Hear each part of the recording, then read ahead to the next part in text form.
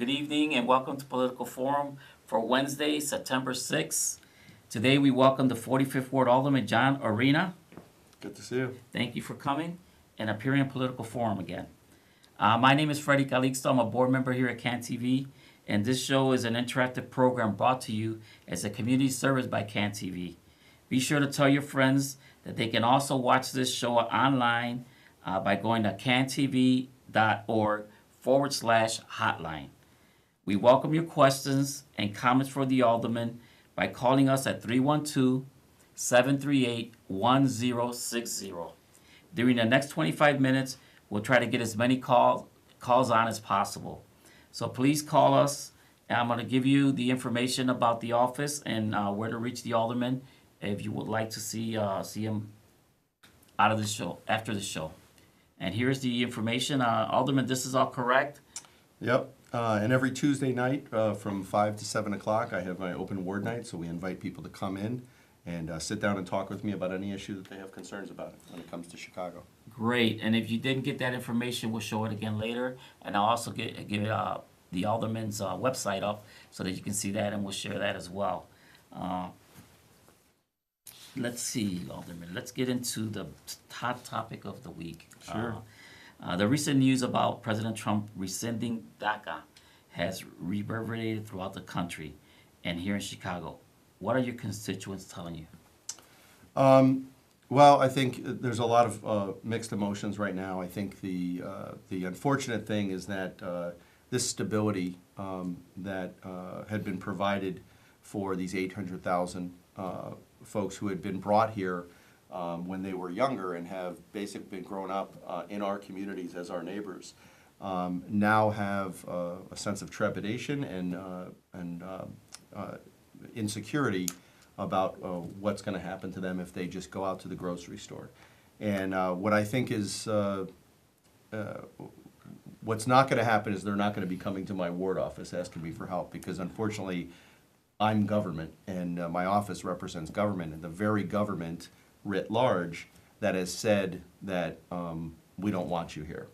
And that's unfortunate, because there are victims of circumstance as youth, and now they're victims of an administration that has no real plan and no leadership on this issue. Well, we can get back to that. This is a very hot topic, as you well know. But we have a caller on the line. Caller, what's your question? Hello, caller, Yeah. you there? Yes, I have. Great show. Alderman, I'm sorry, caller, we can't hear you. everybody seems to back to, everybody sees. We cannot hear the caller. Pardon? Can you hear me? You can't hear the caller. Yes. Can you hear me?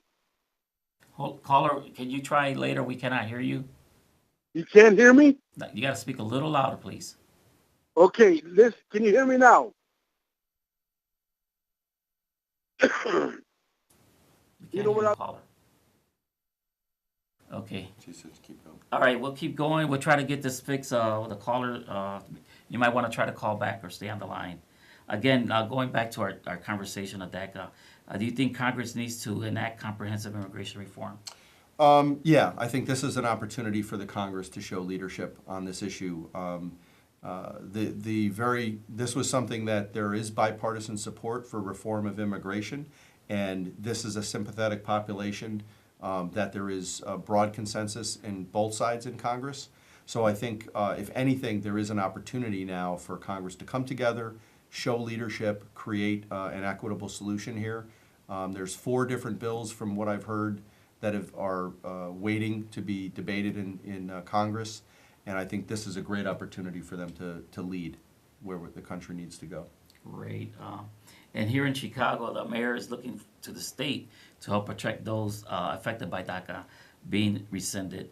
Something in your favor, in our favor, actually. Can you explain to us what about this? Well, we're a sanctuary city, one, so the mayor has been very steadfast in that call since the Trump administration took office, saying that we'll remain a sanctuary city, that we will protect the undocumented and especially the dreamers. So the mayor today put a call out to the governor to kind of to act against this, whatever the state can do to help protect and create a sanctuary state in Illinois. So now it's a matter of working with the state to make sure that law enforcement kind of applies the same rules that a sanctuary city would to the statewide level. Great. And so the governor recently signed the Trust Act. Exactly. He was here in Chicago last week to sign that. So do you think And- that he would have a problem doing what the mayor's asking? No, I think that's a good indicator of where the governor sits like this, and there's some, again, good opportunity for us to reach across the aisle and work together in a way that we haven't seen at the state level. I think the state needs to partner on this. We need to allow folks to know that they can travel in and out of the city and feel confident and safe that they're not going to be swept up and their families left to uncertain futures. Great, thank you. Thank you for sharing that information. I know it's on everybody's mind. Excuse me. Let me put this information back up again. Again, if you want to reach the alderman, here's his information. His office at 4754 North Milwaukee Avenue, and the phone number's there, and the email. I want to show you his website. Here's the website, and if you're interested in the website, it's ward45.org, and you can also sign up for e-newsletters on his website to keep informed on what's going on in the 45th Ward. Exactly. We send that newsletter out every Friday, every week. Every Friday you get an update on what's going on, events that are happening in the ward, action that we've taken at city council level, a host of information that's relevant for our constituents. Great. Well, talking about events, you guys had a very busy weekend in the 45th Ward. We did. You want to talk a little bit about some of the events that happened? Sure. I'm very lucky to have the Copernicus Center in Jefferson Park, which is the heart of the 45th Ward, at Milwaukee and Lawrence Avenue. And every year, this is the 31st anniversary of the Taste of Polonia. So we had 30,000 people come over the course of the holiday weekend. It's always a great event, lots of great food, great music, great entertainment. And again, it went off without a hitch this year. We're really happy about that. We also host the Fringe Festival, Chicago Fringe Festival. You can find information about that at chicagofringe.org. And that's actually a 2-week-long theater festival, 50 different 1-hour plays, everything from magic acts, mind readers, to really some moving drama that's in 5 different theater venues right around the Jefferson Park area. So we're really happy to have this. The 4th year that we've hosted that in Jefferson Park. Lots of great talent. All of the money that goes for the shows, it's $10 per performance. All of that money goes to the artist. It's a great opportunity to support local artists, and artists from around the world come to Chicago for this festival.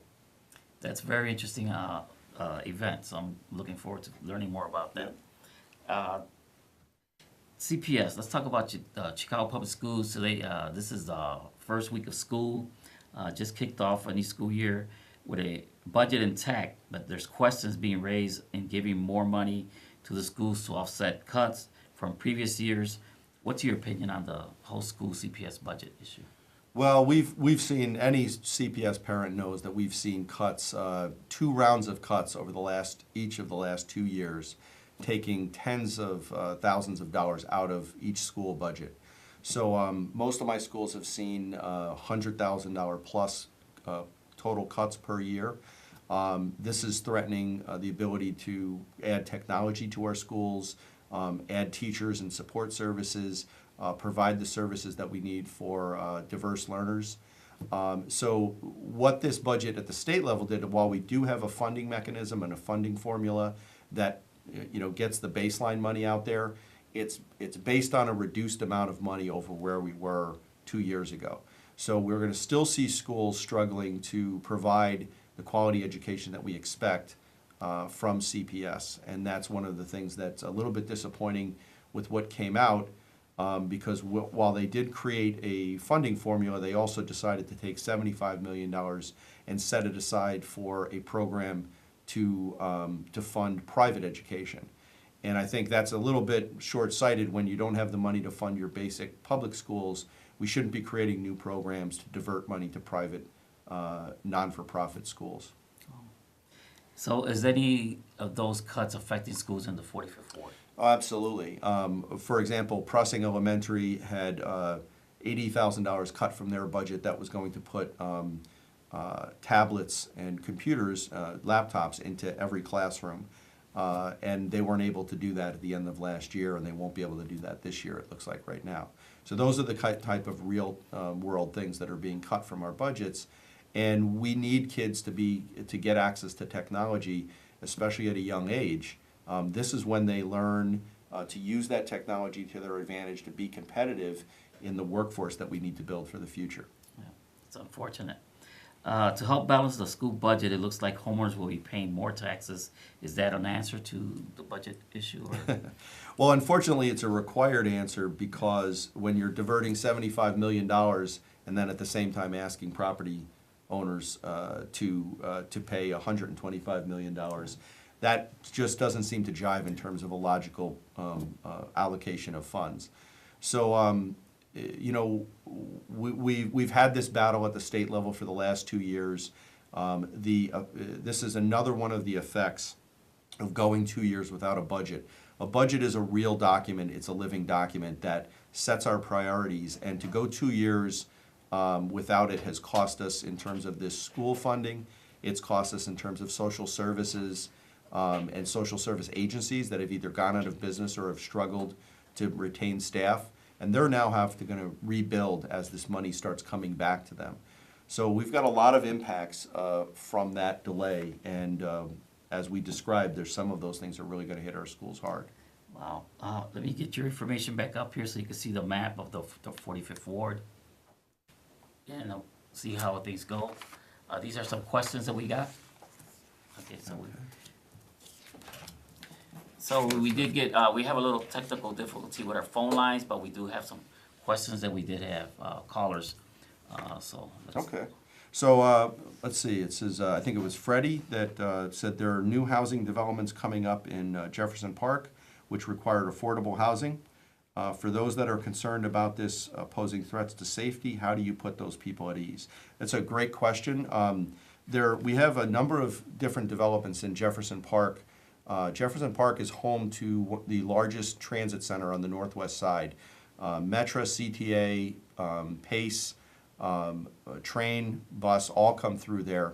And we have a lot of empty land, vacant lots around there. We have 4 different developments that are either approved or in the process. And one of those is a 100-unit building with 80 affordable units. It's referred to as a mixed income development. And this is really the kind of development we want to see when we talk about integrating affordable housing and low-income folks into our community and accepting them.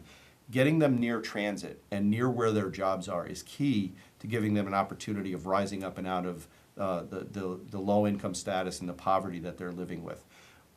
Giving them access and interaction with folks who are of different income levels mirrors exactly what we see in our community in Jefferson Park. In any block in Jefferson Park, I could have a household that has a $40,000 income and a household that has $100,000 plus income. And all of this building is doing is mirroring that very dynamic that works very successfully in Jefferson Park, where neighbors are looking out for neighbors, and we're really not looking at each other's paychecks to see whether we should be caring for each other. We just do it because we're neighbors. So I'm really excited about this project. It's been a little bit controversial because I think people kind of run on an older stigma of what affordable housing is, that it might be public housing. These are private developments that have investors in them, like any regular development would have. So there's an interest in the developer and the owner of the building to maintain it, make sure that the amenities in the building are maintained, that safety and security and access to the building is monitored and maintained, just like any private market rate development would be. So, you know, and we're in the safest district in the city of Chicago. We're the 16th district. We've increased the manpower at the 16th district building by 40 officers over the last 2 years. So we have the manpower in the building to make sure that the area stays safe. And so again, I think we have some density development coming in exactly the area where we need to see it to, one, give opportunity to folks that want to live in our community and be our neighbors, and two, help spur the economic resurgence that we've already seen start up in Jefferson Park and Portage Park. Well, thank you, caller, for that question. We appreciate it. So we do have an opportunity to take your questions. Please call us at 312-738-1060. And we had another We do have caller. another caller. So another question was, what do I think about the mayor's decision to use TIF money that's supposed to help fight urban blight to build a new stadium for DePaul and update Navy Pier? So this is a great question. This goes back a couple of years. There was a proposal to divert $55 million to the new DePaul Stadium in the South Loop area near McCormick Place. There was a lot of pushback from the city council on that decision. He decided to not use it to fund the stadium, but to fund a hotel that's being built on the McCormick grounds, which is operated by what they call McPier, the Pier Authority. That runs Navy Pier, and it also runs McCormick Place. So we had concerns about $55 million going into a development of this scope, one that we feel would be successful without public money going into it. And when there was a Tribune investigative report that found that the $55 million that we put into the hotel ultimately was diverted to go into renovations at Navy Pier. So this is exactly the kind of thing we hate to see when it comes to TIF money. TIF money can be used for public infrastructure, for schools, and for things that we really need funding for. And what we want is an entertainment venue like Navy Pier that is self-funding to literally fund itself.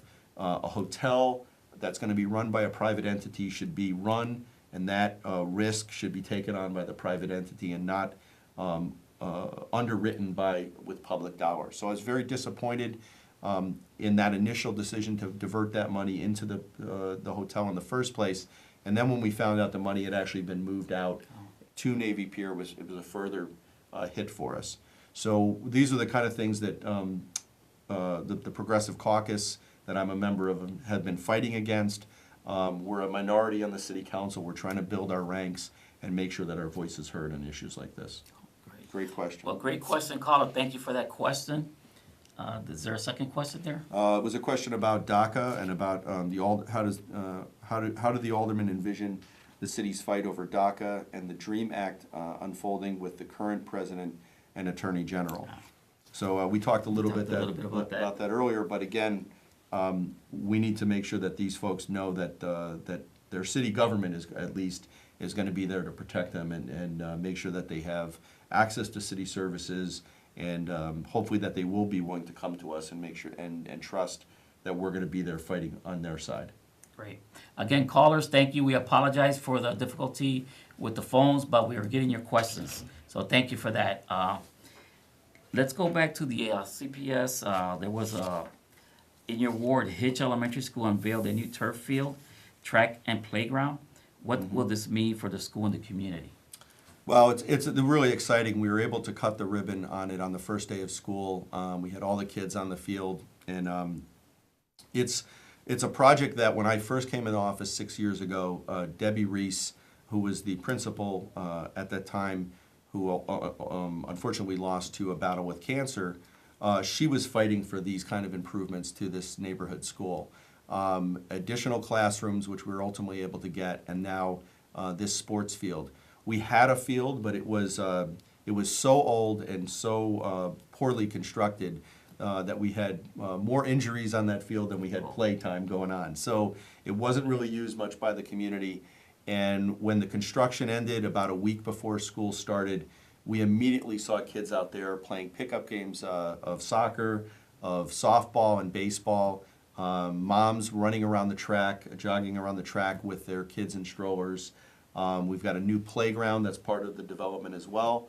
So it was really a great day, and the kids were very excited about it. And there's going to be a lot more physical activity opportunities throughout the day now for the kids because that field is there. Well, that sounds great. Let me throw your information while we get another question from a caller that came in, okay? So thank you, Sylvia. We have another question here. Okay. Concerning housing alternatives in the 45th Ward, what are options for veterans? Does the development in Jefferson Park include housing for veterans?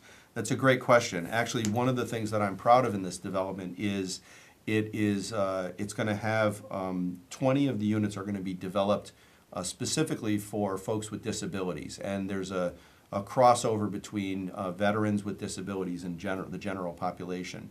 So this building is specifically built to give them opportunities. The way the financing works, a percentage of the units, I think 20 units, are going to be reserved for veterans and low-income veterans, and as well as those with disabilities. And that is critical because the housing stock in Chicago at large, less than 1% of units in Chicago at large are actually designed for people who have mobility issues. The right counter heights, the right cabinet heights, things like that, door widths, things like that, elevators to get them up to their units. So this building is going to be designed to accommodate folks who have those kind of challenges. And as you can imagine, if you have those kind of challenges, your income can be impacted, or your ability to earn can be impacted because of the challenges that a disability might present for you. So that's, again, another reason why I think we want to educate folks about what the project really is and who it's going to serve, and I think we're going to see a lot of support for it as we go forward. Great. Well, again, caller, thank you very much for your question. See, many residents are still concerned over violence in Chicago. Sure. You know, that's a topic that doesn't go away here. But in recent reports shows that this past August, we saw a 32% decrease in shootings and a 42% decrease in deaths compared to last year. What are your thoughts? Is violence going down, or anytime we go through a holiday weekend or any weekend with a reduction in the shootings that we've seen, it's a positive move. I think the new superintendent, Eddie Johnson, has been doing a lot of things and building the groundwork to create trust with the community that we might be seeing the dividends being paid off now with this reduction. Obviously, the weather can actually is a big factor in this. Hot summer days are the times when we tend to see more arguments. People are a little more, ready for conflict when things are hot. So maybe global warming is working in our favor in this one. But I do think that CPD has been doing more and more to kind of move us away from this military-style policing and occupying neighborhoods as opposed to engaging, working with neighborhoods to identify where the problems are and how do we keep crime down, get guns off the street. I recently heard that just in the last week we were able to take 110 guns off the street. Every gun we get off the street is another opportunity for life saved. Yes. And that's unfortunate. There's a lot of guns off the street, but there's somehow they keep getting guns, huh? Yeah, unfortunately, it's easy to go across the border to Indiana and gun shows and to Wisconsin, where the gun laws are softer than Illinois and Chicago, and acquire those guns. So we need to kind of stay vigilant, work with the federal government on making sure that we catch those guys that are doing those straw man purchases. Yeah. Well, let's get down to one question here. We have a caller on the line. No? Okay. 1 minute left. All right, we got 1 minute left. Let's wrap up. There's a new ordinance that prohibits the purchase of cell phones from a minor and bars secondhand stores, kiosks, and service providers from purchasing or activating any cell phones until the serial number is cross-checked against a database for stolen phones. Yeah. What is your thought on that? Would that help? Yeah, I think so. I think what we've seen is a huge uptick in the thefts of cell phones, and it's a lucrative black market for as they switch out the cards and sell these phones on the secondary market. This is similar to where pawn shops have to report things that come in and check them against the database. If we can cut down on the market for those things, we'll cut down on the number of thefts that we see in there, and we'll also catch some of the bad guys that are actually committing these crimes. So it's a good move by the mayor. We applaud him for what he's done there. Great. Well, Time's run out. We're having fun. You know how the saying goes: when you're having fun, time goes quick. That's true. But I'd like to thank Sylvia for handling the phones and for getting the questions. And thank you guys for your calls. We really appreciate that. And Alderman, thank you for coming back. We appreciate having you. It's always in the good studios being here. And thank you very much and have a good night.